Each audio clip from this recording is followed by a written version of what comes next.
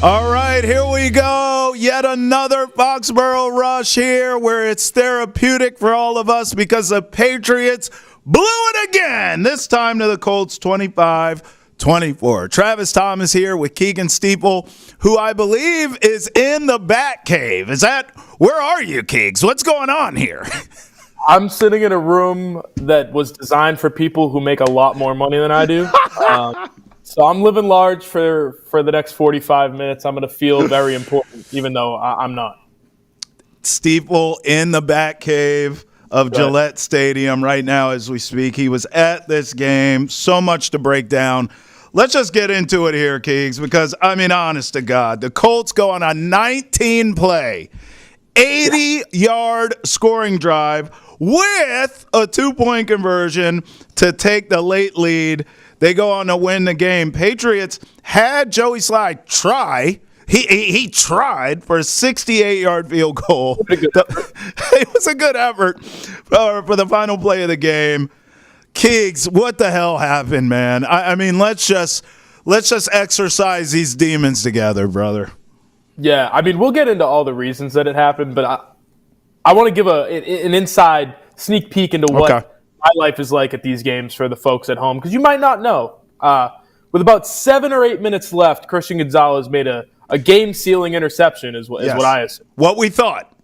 So my story, the studs and duds that you read on SN.com every week, ready to go. Oh. It's all written. Patriots, it's a sloppy win, but a win nonetheless. You know, Drake Maye played a great game. Christian Gonzalez was fantastic as usual. The offensive line overcame some early penalties, and they got back on track. And then over the next 8 minutes of game time, my day was ruined. The Patriots go 3-and-out on their ensuing drive after the Gonzalez interception. And then the Colts take up about 6 minutes of game clock, waltz their way down the field, score a touchdown, convert 4 fourth downs, score a touchdown, convert the 2-point conversion. The Patriots give it a good try, a good effort trying to sneak a backdoor victory, but they can't. So I spent those 8 minutes buried into my laptop, the one I'm recording on right now, looking up every 30 or 40 seconds to see the play. Not fun. I'll tell you this. These close games, they might be fun to watch on TV. They are not fun to be at in the stadium because you have no idea what you're writing about. It's tough. You know, I don't even know if I'd call it fun to watch on TV because you just – at this point, I think I could speak for all of Pat's Nation where you're just waiting for the bottom to fall out, Keegs. Like, I actually almost feel like we're getting to the point where we're all desensitized by what we've seen from Drake Maye. This kid is balling. I mean, Drake Maye, yet again, 20 of 24, 238 yards, a touchdown, a pick, rush for 5 carries for 59 yards, including that long run he had. I mean, like, he's balling out here, Keegs. But at this point, it's almost like you leave these games just feeling like, oh, well, Jerod Mayo did this. Or, hey, you mentioned the penalties. By the way, 7 penalties, 88 yards.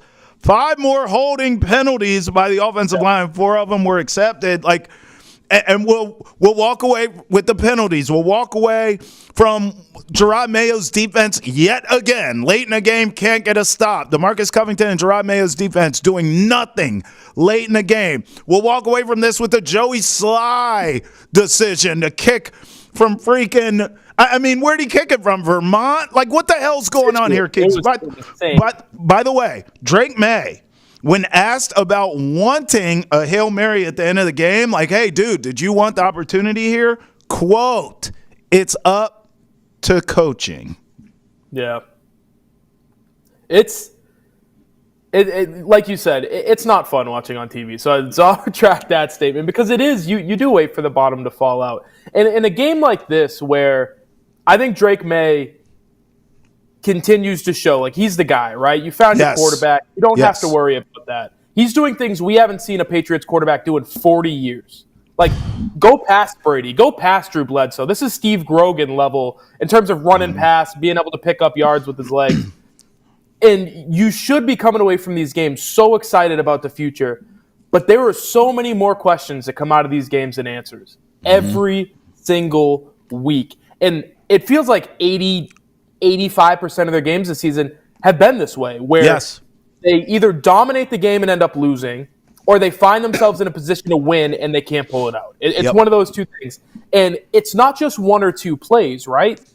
We'll talk about today because that's what this show's about, right? Patriots versus Colts. What happened on Sunday? Joey Slye misses a 25-yard field goal. The Patriots make multiple mistakes on the offensive line inside the red zone that back them out of the red zone. They end up having to settle for field goals when they're inside the 10. They went inside the 10-yard line 4 times, Trav. Yeah. They scored once. That's insane. You can't win football games like that, especially when you have a talent disadvantage with 99% of the other teams in the NFL. So it's games like this where they dominated in all the margins. If you look at the game log and you look at time of possession, rushing yards, passing yards, whatever it might be, turnovers. Yep. They won, and then they end up losing the game.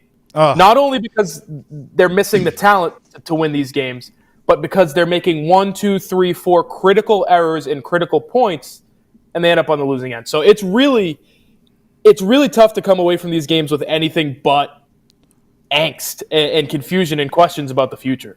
Yeah, listen, everything you said is so true. Keegs, I'm looking at some of these numbers here where the Patriots did way better than the Colts. And I mean way better. Patriots outgained the Colts by nearly 200 yards, Keegs. They averaged 2 yards more per play. They performed better on third down. They had more first downs. They actually won the turnover battle for once. They won the time of possession by 8 minutes.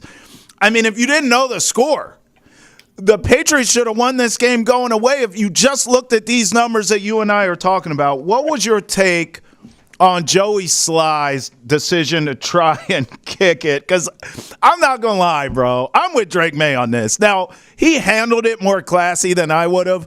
But, and we'll get into was this a trust thing or not later in this program.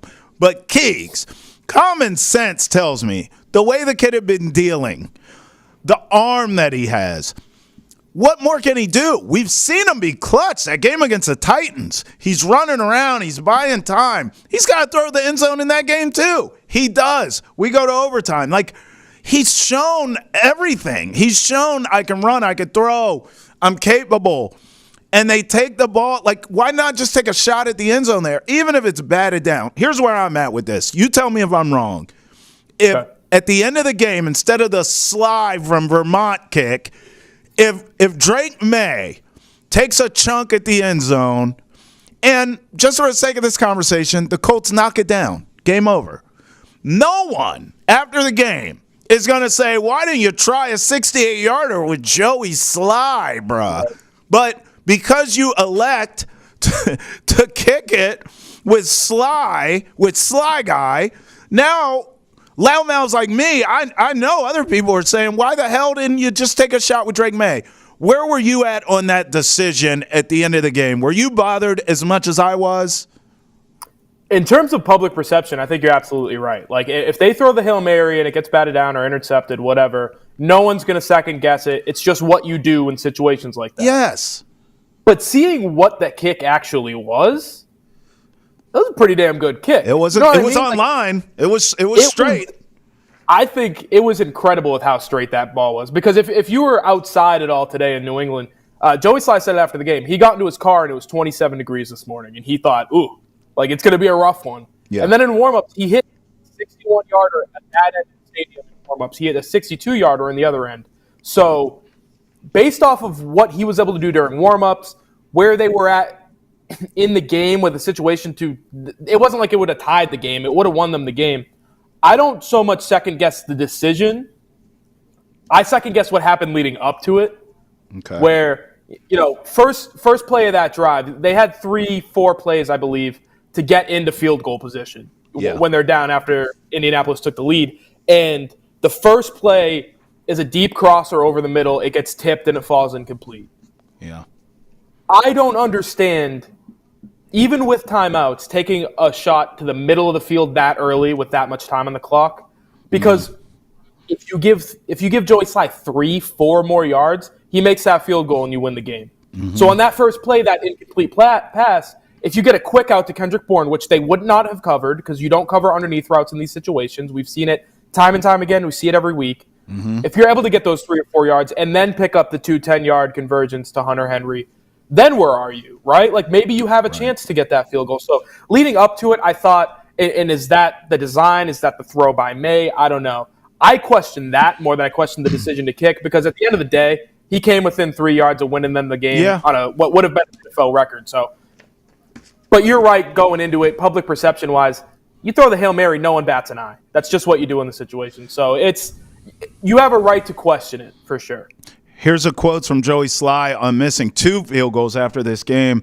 I got to take full responsibility for this. We had a short field goal at the end of the half, and I have to make that. I have to be better because the team counts on me in those situations, and every point for this team matters and how we win complimentary football. We have 3 points off the board early in the game, and then obviously I shouldn't have to be kicking a 68-yarder to win it, but we should have had that game in the bag. I take responsibility that I missed, and we have to move on. I mean, he's saying everything right. The shorty he missed is just insane to me, but we've seen this guy with the big leg, to make the long ones, the ones that seem like mission impossible he'll make, and then the shorties he'll miss. But I hear you, Keegs. Because it was online, because it fell just short, it doesn't look like the worst decision ever. If he goes out and shanks it and it never has a chance, then, I can be even louder with how angry I am. But I guess for me, it just comes down to, I want the ball in Drake Maye's hands. That's the thing. I mean, I'll simplify it even more. Forget all the analytics. Forget all that. Yeah. Just my best player on this team offensively is Drake Maye. Defensively, it's Christian Gonzalez, and we could talk about him later if you want, because he is fantastic. But let me say this. Offensively, it's Drake Maye. Give him a shot. Go ahead, Keegs. Well, I was just gonna say, are you putting the ball in Drake Maye's hands? Because I have no doubt he can get the ball into the end zone. Yeah. But who's down there to catch it? You know what I mean? We talk every week about these receivers. Kayshon Boutte, who has fallen off a cliff over the last few weeks. He looked like he was a piece for the future. Now he looks like just another guy. Pop Douglas is 5'8", so you're not sending him down to try to catch a jump ball. Jalen Polk, you can't trust in any situation. Drake Maye's first incompletion today was a scheme target to Polk that fell incomplete. So who are the guys down there? Is Hunter Henry going to run down 50 yards and out-jump a defensive back and make the catch? He's been great this season. I don't know if he's doing that. Sure. Right? So I don't necessarily view it as you're putting the game in Drake Maye's hands. I view it as you're putting the game in your receiver's hands. Yeah. And if I'm the Patriots, I will do everything in my power to avoid that, because this receiving corps stinks. Yeah. These tight ends are decent, but they're not superb athletes, right? So I just can't second-guess that decision, because there are so many other decisions and so many other outcomes that I have beef with. That one in particular, I don't. Look, I always ask you this when you're at these games, to give me the pulse of the fans, the pulse of the stadium. I mean, we were looking at stuff, prepping for the show. Tickets for this game, Keegan. I mean, they're practically paying people to go to Patriots games now. There were great seats in the 200s for $27, which is the lowest it's been in recent memory, certainly for a Patriots game. Talk to me about what the stadium was like. What was the crowd like? Did you see empty seats? Did you see a ton of Colts fans? What's going on down there, bro? Yeah, I wouldn't say I saw a lot of Colts fans. I didn't see a lot of fans in general. I'd say it was about 65, 70% capacity, which is what we've come to expect over the last few years. It's Patriots Colts, right? The Colts are on the bubble of the playoffs. The Patriots aren't going anywhere. So at the end of the day, I'm not all that surprised. What I will say, the Patriots do a lot more, they zhuzh up the game presentation more than they used to. I grew up in New England. I used to come to games. The first game I ever came to was in 2007, the year they went undefeated. Mm-hmm. They didn't really do much of anything but play football, right? Mm-hmm. You show up, watch the team kick the other team's ass, and then you go home. Today, I was surprised. They had a pregame ceremony, or a pregame show, a halftime show. They had Kofi Kingston, the wrestler, do the keeper of the light thing. Mm-hmm. They had the music was absurdly loud. I've never heard a stadium's music be as loud as it was, because I think they were just let's get some energy. Yeah. And then towards the end of the game, it's a close game. The people get on their feet, and it feels like a Patriots game. But in the first half when it's 16-10 or whatever it might be. It's a weird presentation. It's not what I came to know as a Patriots game, right? It's an interesting shift from what it used to be. And I think that has a lot to do with, the players that I grew up watching and the players that won all these championships. They're not here anymore. The coaches aren't here anymore. Yeah. Ownership is, but people have their own beef with that. So it's not what it used to be, but I will say it's not like it's empty and no one's paying attention. It's you still have, I think Boston fans in general are never going to let that happen. Sure. But it's not what it used to be for sure.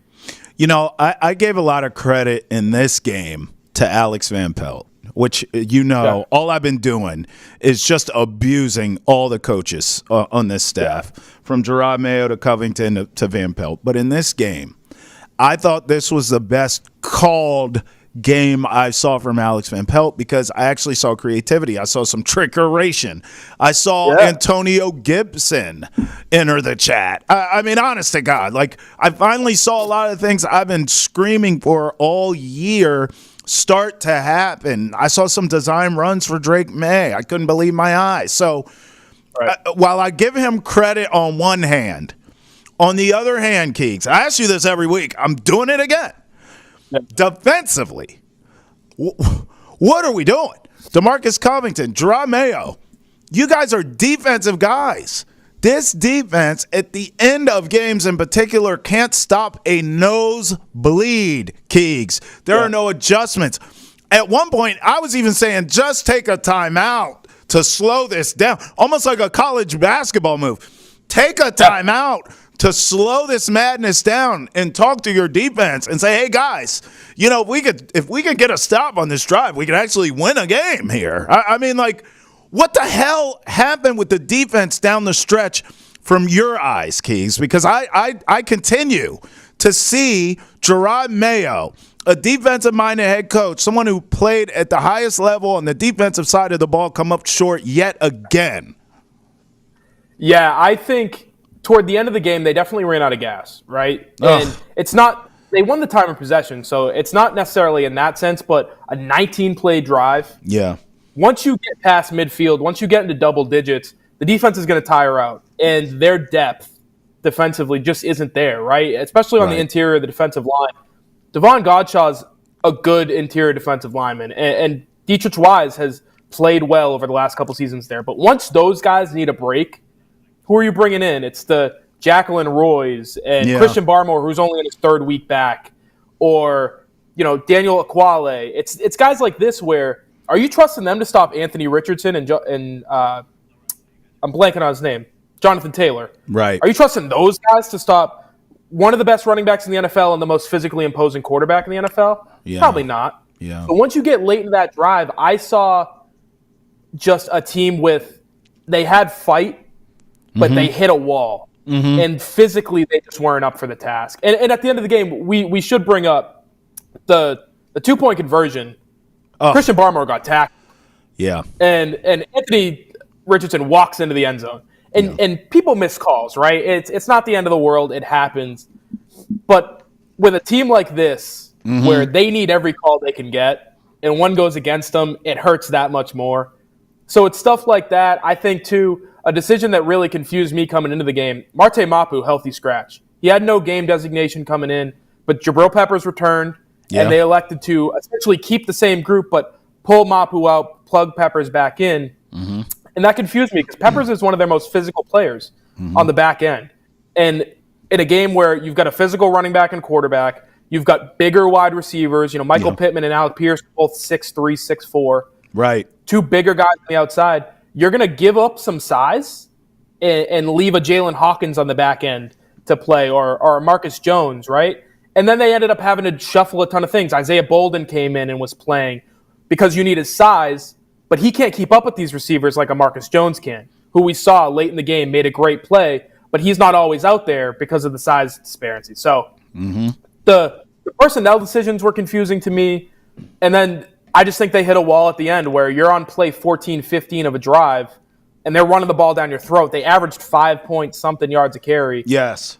At the end of the day, if you can't stop the run, you're not going to stop a team. They couldn't stop the run, and the Colts, they bide their time throughout the game, and they end up getting into the end zone. So, yeah. Hey, brother, not for nothing. That's where you take a timeout. And, I mean, honest to God, like, recalibrate the guys, get them refocused, get a sip of water, get your shack together, and get back out there. I mean, that's my point. By the way, you mentioned Peppers. Decent game. 9 tackles for him. Christian Barmore on that final play. Here's a quote, Keegs. He felt like I had a good position. I felt like someone was holding my leg. Quentin Nelson's a good player, and he came and got me, but I felt like someone was holding my leg. Real frustrating. So that's what you're saying there, that he wanted a call there on that final play, Keegs. Yeah, the Colts, shout out the Colts. They just tweeted it out, no problem. They had the end zone view from the end zone that Richardson ran in. Yeah. And it's a field view, and you see Barmore beats Nelson clean, and he's right there. He's in the hole. Nelson comes around, falls down, and then Barmore gets barreled over, and they tabletop him, which is illegal. You can't do that. It's a penalty. Yep. He gets dragged to the ground. They end up scoring. Wow. Thanks to the Colts for making sure everybody knew that they probably shouldn't have gotten the 2-point conversion, I guess. But another thing where that situation probably never should have arose, because the Patriots had a timeout. They choose not to call it, like you've been saying. Yep. And I have not been a Jerod Mayo hater. I haven't really backed him. I've just been kind of neutral, because you've heard my stance on it. I think you need more than a year to really truly evaluate a head coach or an executive. But one of my biggest problems I've had with him in this entire year was his response to the question, why didn't you call a timeout? Did you consider calling a timeout? What went into the decision there before the 2-point conversion? And what he said was, we won a Super Bowl here a few years ago not calling a timeout. Wow. Jerod Mayo didn't win Shaq, as you'd like to say. Jerod Mayo was watching from the sideline during that Super Bowl. Yep. And Bill Belichick, in one of probably the greatest in-game decisions in the history of football, decided, I'm going to let them screw this up. I'm not going to bail them out. They don't have the timeout. Let them do it. And in this situation, where the Colts did go into it, they had a couple timeouts before the touchdown, but you're lined up with a big-ass quarterback who's about to run it down your throat. Yep. And you don't call a timeout. You don't give your defense a chance to get a look, come back, adjust, and then go back out there and try to make a play. So my biggest problem I've had with him in his entire tenure up until today was what he said after the game with, we won a Super Bowl doing that a few years ago. Yeah. Well, one, it's not 2014. And two, you weren't the head coach when they won that Super Bowl. So maybe try to think about doing it your own way instead of following in the footsteps of the guy that came before you. I hated that answer. Amen, brother. You're preaching. And you know what? Since you're preaching, please, I know the article got interrupted by what happened. Give us a couple studs and duds. I'm sure you had to, unlike Jerod Mayo, you did take a timeout. You did recalibrate after this comeback from the Colts, and you were able to put out what you put out. But give us a couple studs and duds, would you? Yeah, I mean, the studs were easy. Drake Maye and Christian Gonzalez. Yeah. They'll probably be on the list every week. And then another one was Antonio Gibson. I think he had his best game as a Patriot. And if you can have that guy be your second running back who can come in, kind of change a pace guy, he was fantastic today. And the running game was awesome. It's the first time they had over 150 rushing yards and 250 passing yards in 2.5 years. Yep. I believe it was against Jacksonville in 2022. So a long time since they've been able to do that. Those guys were all great. Duds. Red zone offense. I don't know who you put that on. Is it on Sly for missing the field goal? Is it on AVP for the play calling? Is it on May for throwing that interception down in the red zone? Yeah. I don't know, but red zone offense as a whole, and anybody who had anything to do with it today, dud. I like that. Emphatic. Hey, if you're enjoying the show, be sure to tune in every Monday for game reactions, Wednesday for draft conversations, and Fridays when we're joined by Michael Lombardi. All right, Keegs, let's talk this here. I alluded to it earlier. Am I tripping here, or did the Patriots not trust Drake Maye at the end of the game because I saw the Colts trust their guy. By the way, I'm looking at the numbers as I even ask you this question. Anthony Richardson in this game, Keegs, it's not like he was cooking like you are on this show. 12 of 24, 109 yards through the air, 2 touchdowns, 2 picks. He did run it down the Patriots' faces, though. 9 runs, 48 yards, and a touchdown, of course. But, I mean, Drake Maye was cooking 24-30, 238, a touchdown. Did have a pick. Well defense there by the Colts. I don't necessarily blame Drake Maye for that pick like we've seen in recent weeks where we say, oh, okay, that's a rookie mistake. That one was just great defense. I thought Drake Maye had a better game. 5 rushes, 59 yards. We know that long one of 41 yards. And as I said, although I do hear you, who's the receiver that you trust in the end zone to go up and get it, so to speak? We have seen in this league where, hey, I mean, some of this is coached too, where a ball is battered around, it ends up in the hands of one of your guys. You don't necessarily always have to make some crazy Megatron-type grab, which is why I would have much preferred to have Drake Maye throw it up in the end zone and see what happens. Instead, they elect to go with Joey Sly. We know the rest of the story. But on the other side, the Colts trusted Anthony Richardson, game-winning drive, and then screw overtime. We're going for 2. We trust our guy to get it done.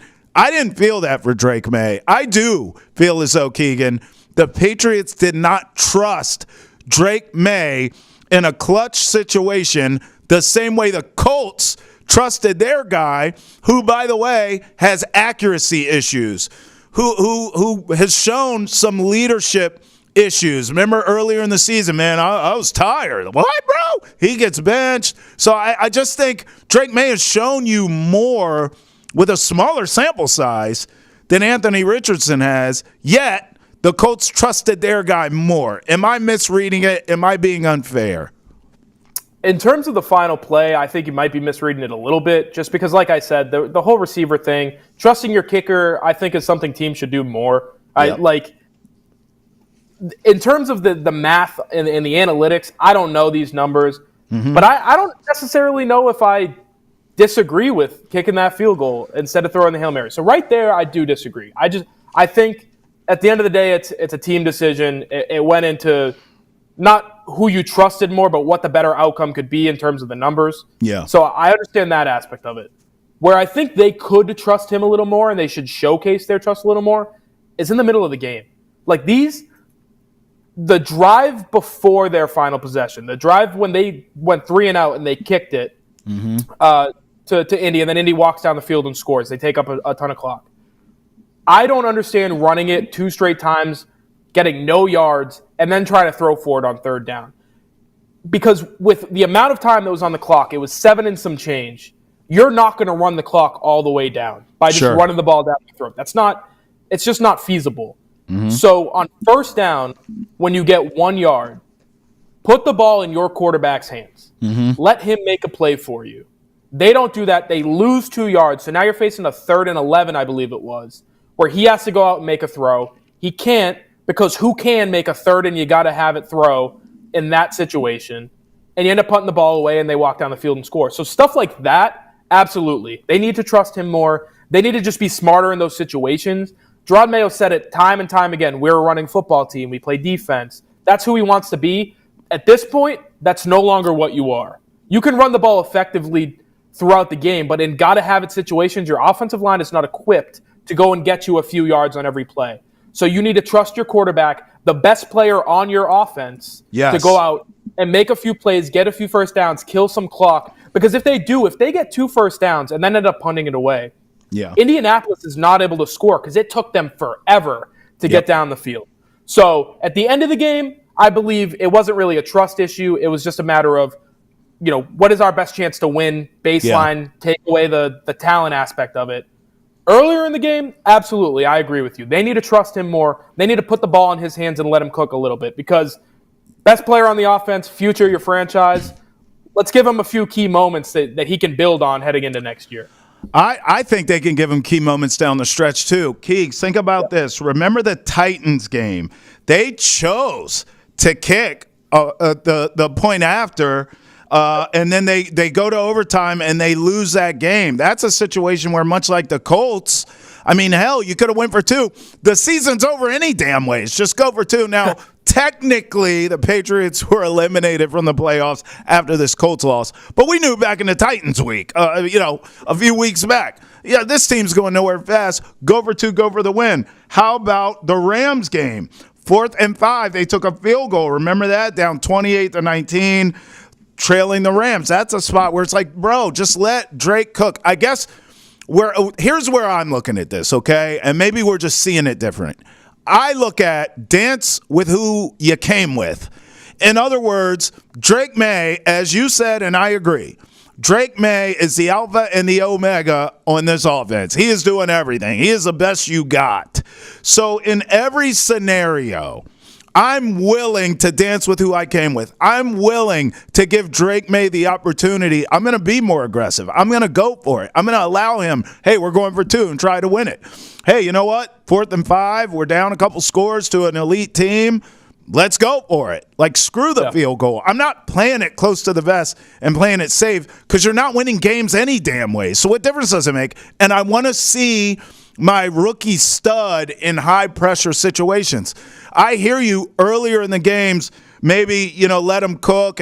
But I think even late, you should let him cook to see what you got with this kid because you're still evaluating him, obviously, as well, even though we like what we see. And then when my team's good, I know what I have in him because I've already tested him in these scenarios. Does that make sense? Absolutely. And I think we're going to start to see it moving forward. I think so, too. These last 4 games, how many of them would you consider winnable? Maybe Arizona. Maybe.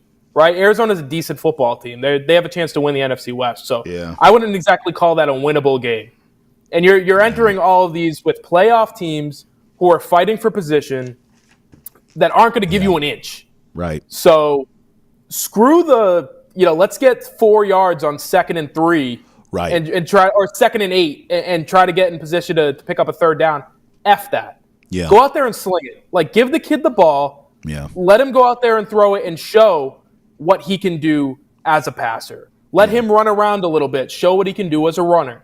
It would piss me off beyond belief if in these last 4 games they end up with a 50-50 rush pass total. Yes. I think that would be a mistake. We know what you have in Ramondre Stevenson. We also know what you have in the offensive line. It stinks and it's bad. So give the kid a chance to get out there with the ball in his hands and make a play. I think they will do that because in these games, they're going to be down a lot. So they're going to be throwing it a lot. And if he has to throw an 8-yard underneath route to Hunter Henry to pick up a 1st down 180 times, I'd love to see it because that's the future. That's what you have to look forward to. Not Antonio Gibson on 2nd and 8. Right. I'm all set. No, thank you. I'm with you, man. Keagan Stiefel coming in hot from the top rope. You love to see it. In fact, if you're enjoying the show, be sure to tune in every Monday for game reactions, Wednesdays for draft conversations, and Fridays when we're joined by Michael Lombardi. All right, Keegs, you brought this up. I want to go there right now. Winnable games on this schedule. Yep. Now, we both know this. They won't lose next week because you're in a bye week. Okay, let's clap it up for that. Congratulations to the Patriots. They will not lose in the bye week. Although, if any team could figure out how, it may be them, Keegs. But, I mean, look, you just said this, right? We're looking at the schedule here. So the team's 3-10, okay? You got, coming out of the bye, you go to the desert against a reeling Cardinals team right now who's super talented but just not playing up to their abilities. You go to Buffalo. Good luck with that. Then you're home to end the season for the next 2 Chargers with Harbaugh and those guys rolling, looking like a playoff team. And then the Bills who, I mean, Keegan, let's face it. The way the Chiefs look, as vulnerable as they are, the Bills might be playing for the 1 seed in the AFC. Gone are the days, at least I think, gone are the days this season where you're resting guys and all that. Plus, I'm thinking the Bills can't think that way anymore anyways. They've choked so many times in the playoffs it'll make your head spin. So I would think they need to kind of be thinking like, hey, we got to go in here with some momentum. Certainly, if the road to the Super Bowl goes through Buffalo, that's advantage Bills. Keegs, I'm willing to say this. I said this to George last week. So now with the Colts loss, that's 3 in a row. I told him, as you know, I've been making a rallying cry for Jerod Mayo and that staff and Elliott Wolf to all be held accountable. And the one way I think it can happen is for them to lose out. This is what I told George. So we're in a 3-game losing streak. I just gave you 4 more games, right? If they lose out, you're ending the season with 7 straight losses. Yeah. Keegs, everybody got to go. I mean, off with their heads. Heads must roll. You can't lose 7 straight to end a season. You can start 0-7 and maybe make some hay and turn around and win 3 games. And you say, okay, they look, Jerod Mayo. You can't lose 7 straight, Keegs. And people can keep their jobs, bro. They are going to lose out, and you know it. I hate to agree because, like I've said time and time again, you got to give these guys more than 1 year. If they lose 7 in a row to end the season, heads have to roll. And I don't think it has to be a full cleaning of the house. I don't know if it will be, but somebody needs to be held accountable. So yes. I agree with you there. But where I'll push back. Okay. You've both watched the NFL for too long. They're not going to lose 4 more. It just happens this way. They play Buffalo 2 times in 3 weeks. Buffalo could have locked up the 1 seed at that point. They rest guys. You end up winning a game. They could go out there after a bye week against Arizona, who, like you said, is reeling, and steal a win. San Diego, I won't give them the credit and call them Los Angeles. They're still San Diego until they win something. San Diego's going to come into town. I remember last year, I was here. They scored 6 points against the Patriots. That's right. That was a better Patriots defense. But they scored 6 points, and then Mac Jones went out, or Bailey Zappi, whoever the hell it was at that point, could only score 3. So at some point over the next month and a half, I think they're going to be able to steal a win. But if not, if they lose all 4, I'm with you. Somebody's got to get fired. Maybe you are it's me. Tripping. Maybe I'll stop coming. Maybe I'll start covering the Bruins more often. Who knows? You're tripping if you think, listen, bro, first of all, we just saw what Anthony Richardson, who's not even good, did to this defense, especially late in the game. You don't think little Kyler at home, I mean, are you kidding me? If this is a close game, which a lot of these Patriots games are down the stretch, it is what it is. Kyler Murray's going to do whatever he wants to this defense, okay? Those little legs are going to be running everywhere. And then you brought up the Chargers. I remember that game. It was awful. It was god-awful, okay? The worst game I've ever seen. It was terrible. It was a terrible game.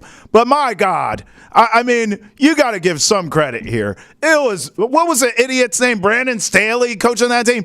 They have a real coach, Kiggs. They got a guy. This Harbaugh dude's pretty damn good. They're going to win that game. They're not winning any more games. The Colts game was it, Kiggs. I told you and George both, this is it. They better win. And they had a chance to win, and they still blew it. And this blood, in my opinion, is on Jerod Mayo's hands. And then if they lose out, because that's happening, this guy's got to go, Kiggs. He's got to go. You know what? I'm making a proposition. I think they'll win a game. You don't think they'll win any? No. Let's make a bet. Oh, that's just my game.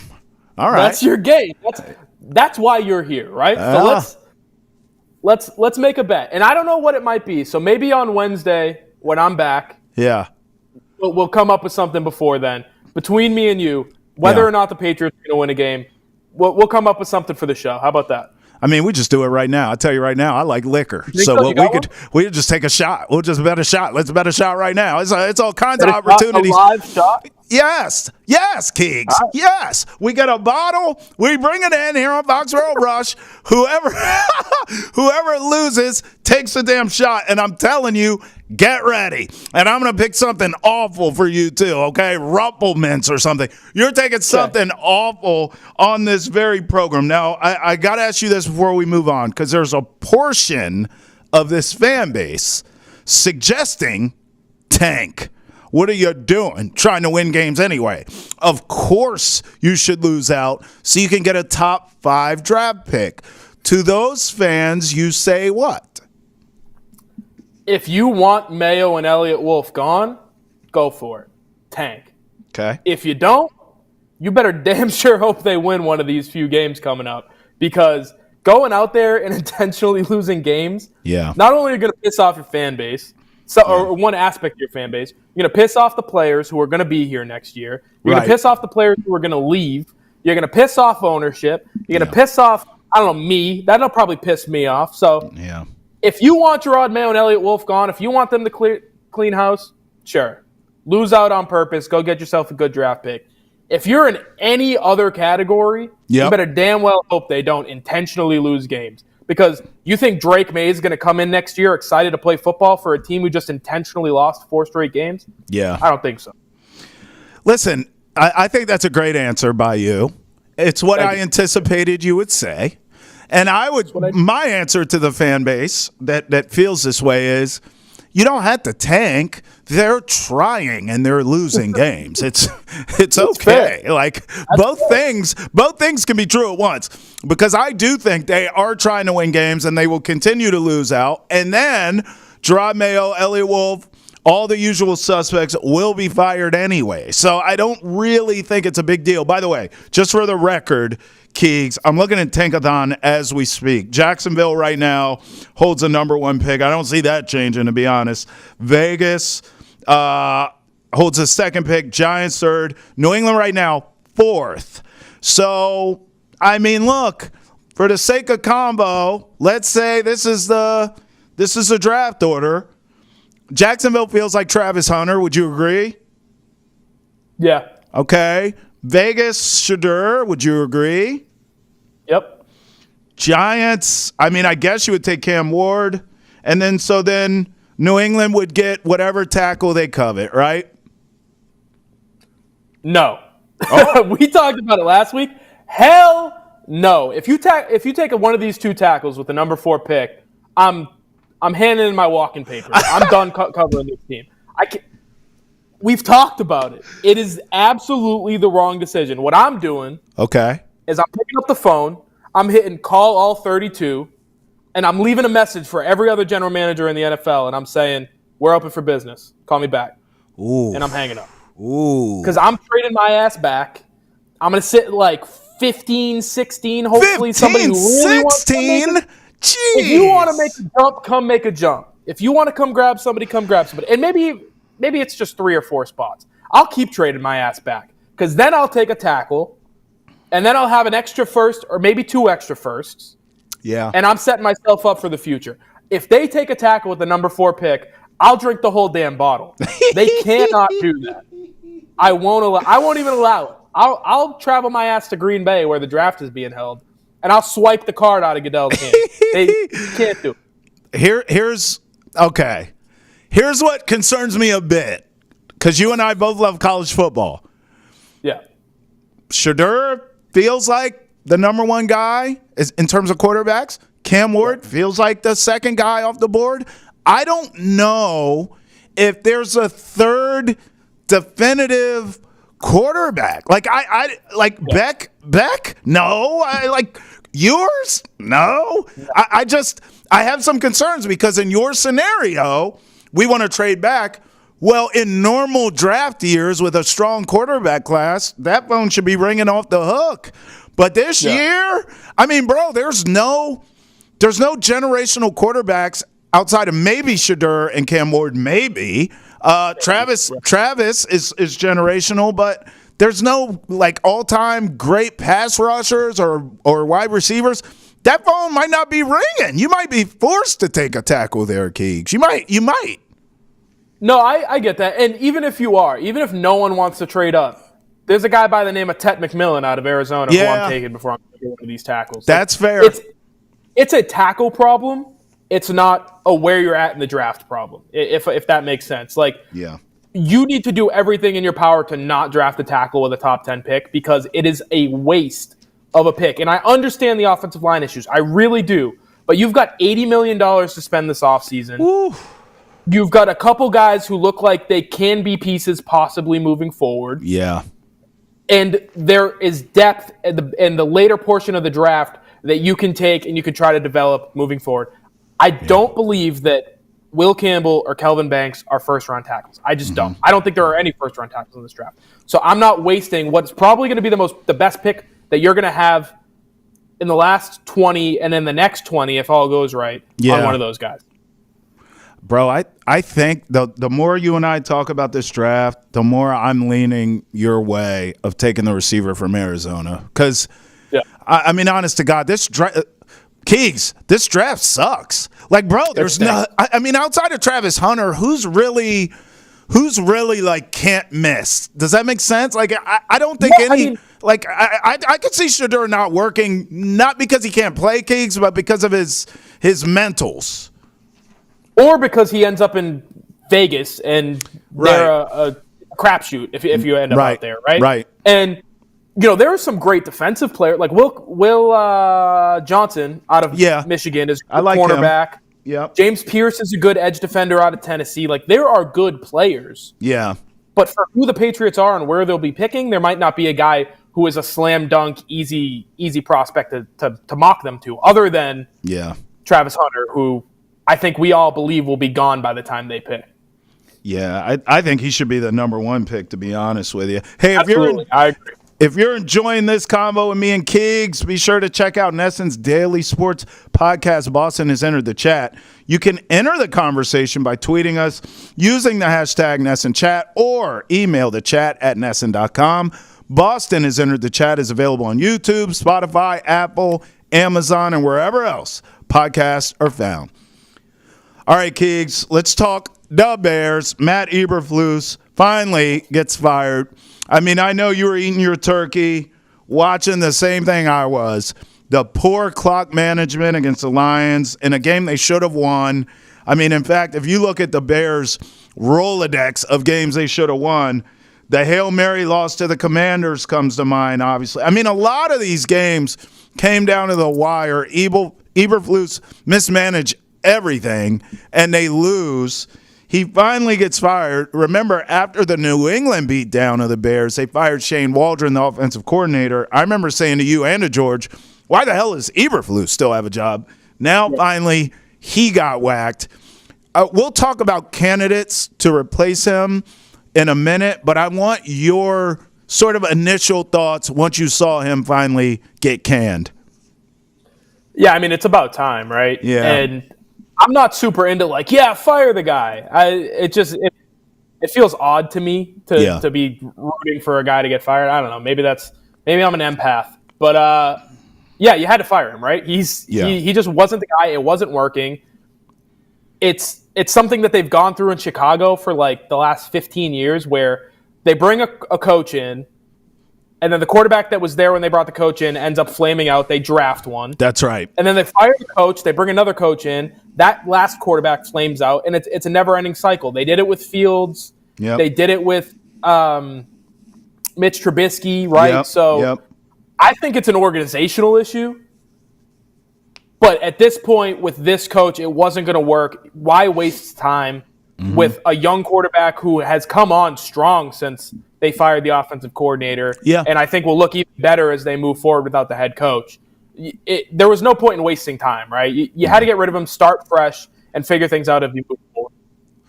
All right, let me throw you some candidates here, Keeks. Okay. Let's talk about the future for this franchise.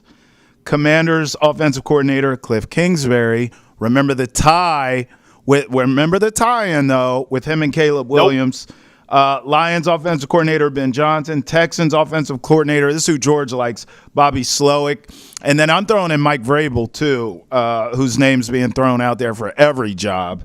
I guess out of those guys, maybe rank them. I saw you throwing thumbs up and thumbs down. So tell us who you like, who you don't like out of that list, or maybe you have a write-in vote. No, if we're ranking those four guys, it's Ben Johnson number one for me. Okay. It's Mike Vrabel number two. Okay. Bobby Slowick 3. All right. And then way down the list, Cliff Kingsbury. I think Cliff Kingsbury is a bad play caller.